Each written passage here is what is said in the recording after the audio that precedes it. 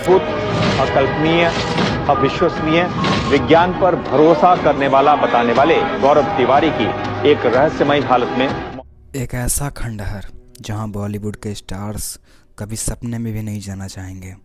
एक ऐसी खंडहर की आज की मैं कहानी बताऊंगा जहां कोई रात में तो क्या दिन में भी जाने का सपना नहीं दिखेगा।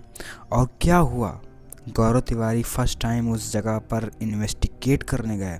पूरी कहानी आज की इस वीडियो में है, तो वीडियो पूरा एंड तक ज़रूर देखना। वीडियो काफ़ी डरावनी और इंटरेस्टिंग होने वाली है। चलिए इस वीडियो को स्टार्ट करते हैं। उससे पहले अगर आपको हॉरर स्टोरी सुनना पसंद है तो इस चैनल को सब्सक्राइब ज़रूर कर देना। चलिए आज की इस कहानी को स्टार्ट करते हैं। दोस्तों, गौरव तिवारी जब इस बॉलीवुड अपने पीक पे था, उन्हें कई सारी चीज़ें सुनने को मिली मुकेश मिल से रिलेटेड।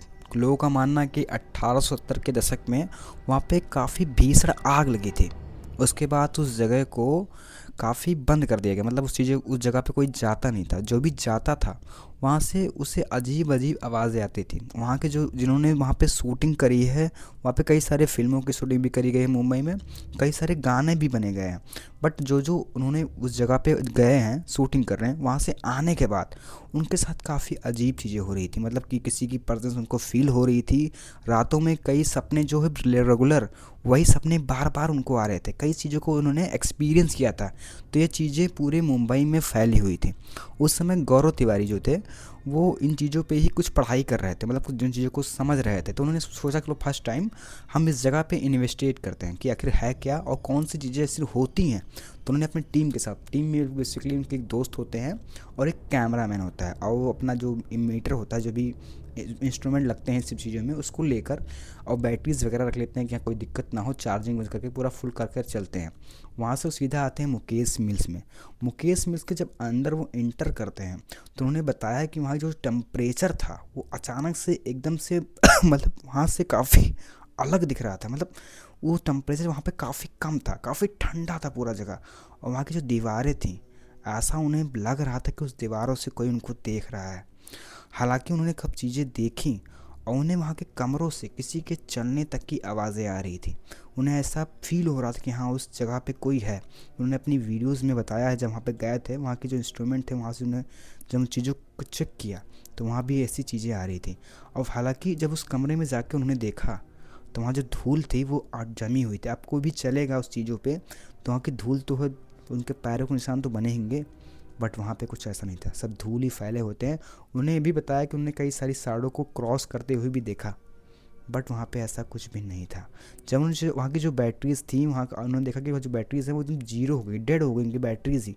तो ऐसा माना जाता है कि जो नेगेटिव एनर्जीज़ होती हैं वो इन बैटरीज़ को अडॉप्ट कर ले, मतलब कि ख़त्म कर देती हैं वो अपने आप को चार्ज करने के लिए। तो उन लोग का भाई और था कि हाँ यहाँ पे कुछ अलग ही है। जब इन चीज़ों को ऑब्ज़र्व करते हैं, जो रिकॉर्डिंग, वो जो रिकॉर्ड करते हैं उसमें, तो काफ़ी अजीब चीज़ें रिकॉर्ड होती हैं।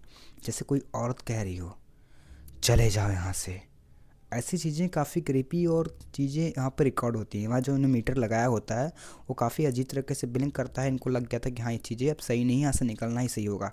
वहाँ से निकलने के बाद उनके कैमरामैन की तो तबीयत काफ़ी दिनों तक ख़राब रहती है। उनके दोस्त को भी एक नाइटमेयर हमेशा आता ही जा रहा था, एक ही सपना बार बार वो देख ही रहे थे। वहीं गौरव तिवारी को उनके कमरे में किसी के बुढ़िया की प्रेजेंस जो है फील होती जा रही थी। तो ये थी मुकेश मिल्स की सच्चाई। जब वहाँ से निकलने के बाद भाई उन्होंने और रिसर्च करा, स्टार्ट करा इन सब चीज़ों पे।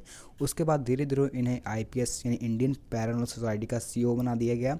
वहाँ से उन्होंने कई सारी चीज़ों का अध्ययन किया और आगे आगे करके कई सी चीज़ों पर रिसर्च किया साइंस के थ्रू।